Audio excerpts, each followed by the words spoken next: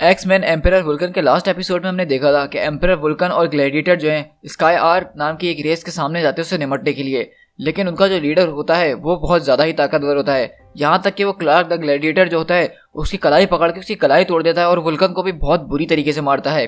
और वो इतना बुरा मारता है वुल्कन को कि वुल्कन को फर्स्ट टाइम किसी लड़ाई के अंदर से भागते हुए अपनी जान बचा के भागना पड़ता है।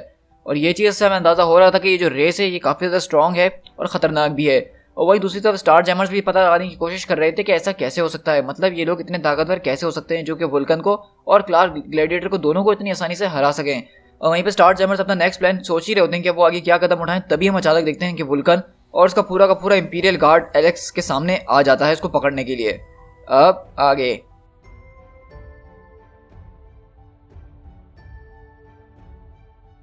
1000 साल पहले हम शिफ्ट होते हैं एमक्रान क्रिस्टल के करीब एक गैलेक्सी में, जहाँ पे वो आदमी बताता है कि शियार के लोगों ने मेरे लोगों का कत्ल कर दिया था, हमें ऐसे काट दिया जैसे कोई कुत्ते बिल्लियों को काटता है, वो भी मेरी नज़रों के सामने ही। हम लोग एक पीसफुल रेस हुआ करती थी, हम ना ही किसी के इंटरफेयर्स करते थे ना ही कोई हमारी जगह में इंटरफेयर्स करता था, हम खुशी खुशी अपनी जगह पर रहते थे। लेकिन हमारे ऊपर बहुत बुरे तरीके से हमला किया गया और हम लोग बिल्कुल बिखर के रह गए। हम में से कुछ थे जिन्होंने सर्वाइव किया और ट्रैवल करके कहीं स्पेस में दूर चले गए और रेफ्यूज के लिए इधर से उधर भटकते रहे। उन लोगों ने हमारे होमलैंड को बिल्कुल बर्बाद कर दिया और हमारी ज़िंदगियाँ भी तबाह कर दी। इसके साथ साथ वो जो स्टोन वहाँ पे हुआ करता था, वो गोल्ड स्टोन, उसको उन लोगों ने अपना बना लिया और हमें उससे धुतकार दिया गया और उन लोगों ने हमारे एटलस को मार दिया था। लेकिन शियार को इस बारे में नहीं पता था कि हमारे रेस की क्या नेचर है। हम लोग सारे आपस में भाई हैं और हम भाइयों की ही ये स्ट्रेंथ होती है। और इसी तरह हम देखते हैं कि वहाँ पे जो एल्डेस्ट होता है वो बहुत ज़्यादा जख्मी हो जाता है इस पुरानी लड़ाई के अंदर, लेकिन जो उसके भाई होते हैं वो उनसे उनकी शक्तियाँ खींचता है और ख़ुद दोबारा ताकतवर बन जाता है। और वो बोलता है कि उन लोगों को हमें उस दिन सबको मार देना चाहिए था, उन्होंने बहुत बड़ी गलती करी जो हम लोगों को 1000 साल पहले जिंदा छोड़ दिया। अब हम दोबारा प्रेजेंट के अंदर शिफ्ट होते हैं, जहाँ पे हम स्टार जैमर्स के पास शिफ्ट होते हैं और वहाँ पे जो है हैवॉक अपनी फुल पावर्स मार रहा होता है वुल्कन के ऊपर, उसके ऊपर चिल्लाते हुए। लेकिन वुल्कन उसकी सारी पावर्स को एक हाथ से रोकता है और बोलता है कि बहुत बढ़िया एफर्ट बड़े भाई, लेकिन रिजल्ट हमेशा की तरह वही है। हैवॉक बोलता है कि बस बहुत हो गया गैब्रियल, मैंने तुम्हारी बहुत बकवास सुन ली है, अब तुम मरने वाले हो। तो वुल्कन बोलता है अच्छा मेरे भाई, क्या तुम इस बारे में श्योर हो कि तुम जो चाहते हो वो अभी इसी वक्त और यहीं पे चाहते हो? ज़रा सोचने की कोशिश करो एलेक्स, क्या तुम वाकई में चाहते हो कि तुम्हारा फ्लैगशिप जहाज़ जो है वो इस लड़ाई के बीच में 2 टुकड़े हो जाए?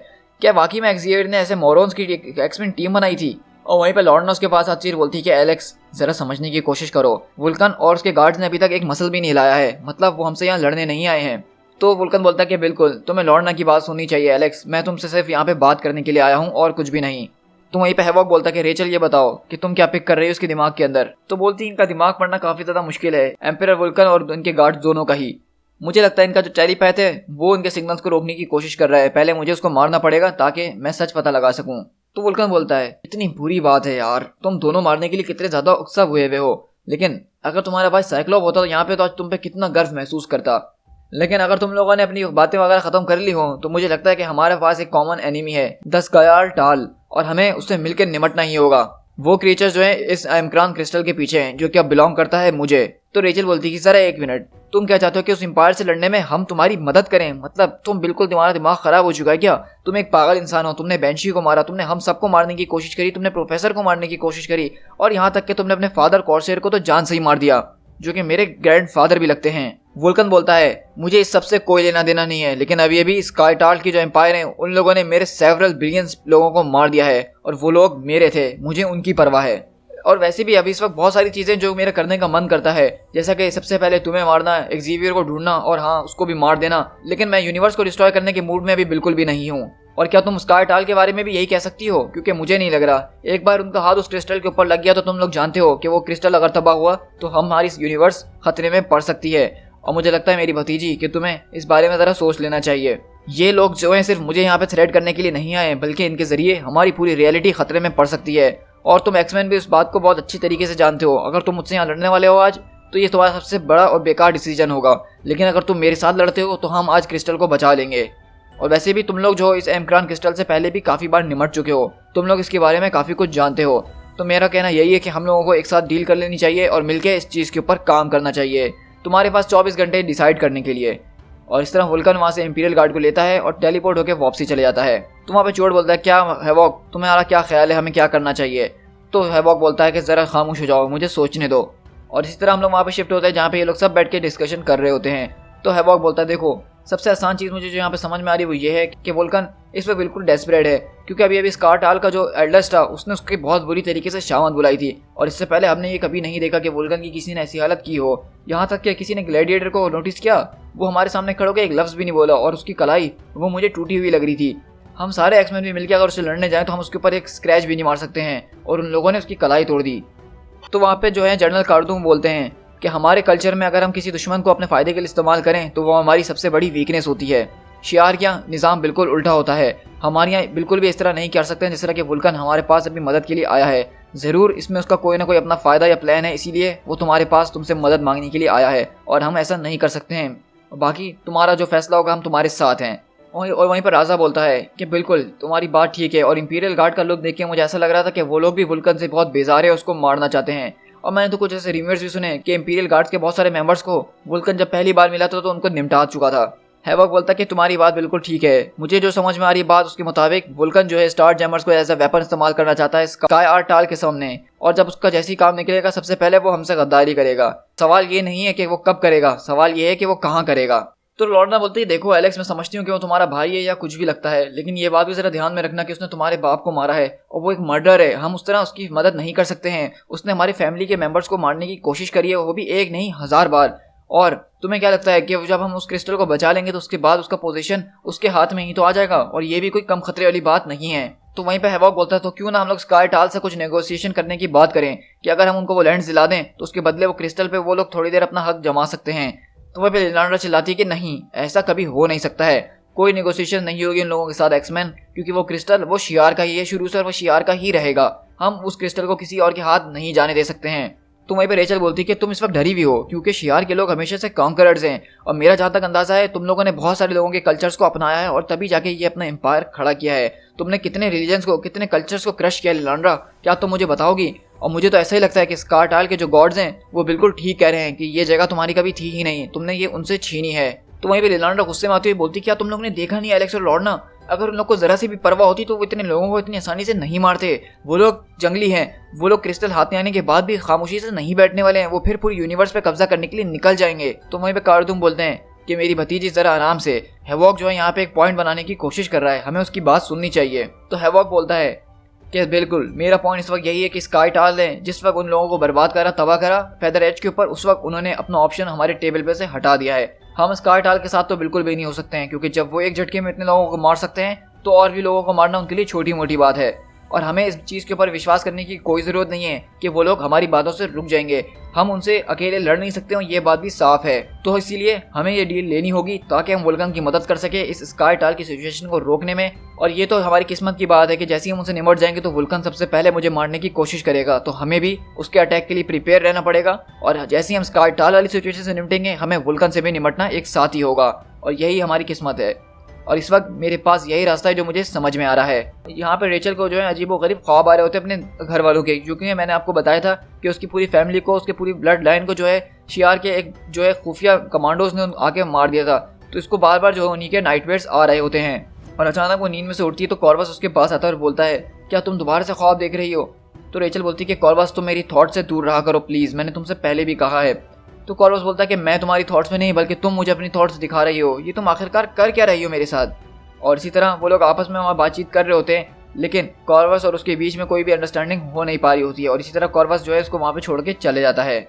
और इसी तरह हम लोग शिफ्ट होते हैं स्टार जैमर्स के पास, जो कि वुल्कन से मिलने के लिए आते हैं। और वुल्कन बोलता है कि वेल वेल वेल, देखो जरा कैसे तैयार होकर आया है मेरा भाई, चलो स्वागत है तुम्हारा मेरे एम्पायर के अंदर। और वहीं पर चॉर्ट बोलता है कि देखो राजा, हम लोग अभी भी जिंदा हैं, मतलब वुल्कन इतना भी बुरा नहीं है जितना हम सोच कर आए थे। और वहीं पर उसकी वाइफ डेथबर्ड बोलती है ये एक बहुत बड़ी मिस्टेक है हस्बैंड, ये लोग बहुत ज़्यादा डेंजरस हैं, हमें इनको अभी इसी वक्त मार देना चाहिए। तो वुल्कन बोलता है कि हाँ मुझे पता है कि ये लोग कितने ज़्यादा खतरनाक है, लेकिन मुझे इनकी बात पे विश्वास है। लेकिन अगर ये ज़रा सा भी अपनी बात पे से मुकरे तो इसीलिए मैं चांसलर गार्ड को भी यहाँ पे अपने साथ लेकर आ रहा हूँ ताकि इस केस के अंदर वो लोग भी हमें ज्वाइन कर सकें। तो वहाँ पे रेचल बोलती है कि चांसलर्स गार्ड ये कौन है अब?